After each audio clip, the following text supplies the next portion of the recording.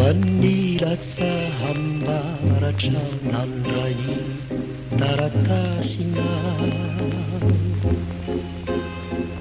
nilaza fa tsy tsara intsoniny iarahako amina ny maso foana no mangano hano ny vontirike romi ny molotro aza maina kina sina sy mangaya ny verina namaky fanindrony toadalia tsy mety ny fatinapaka sy saraka manta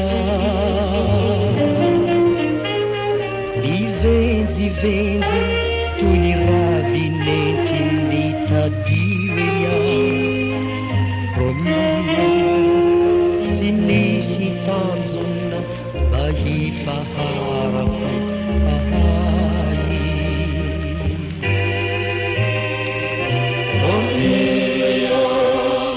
romi ti quindi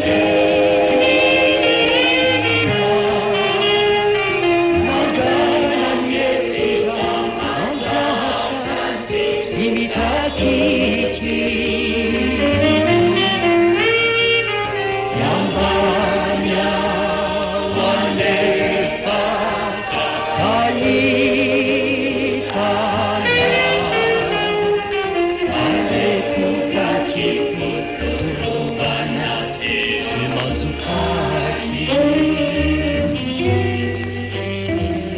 wanilatsa hambaratra nandrany taratasina nityasa hila resaka mitoka na minawenya tsy zanahary anefianao kaoe itomaniko romi zakakosany rery iany reny ni fauriaku Romeo Romi ti quindi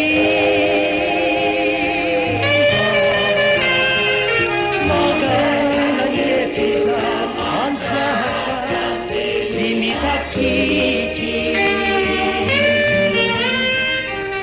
siambanya anefa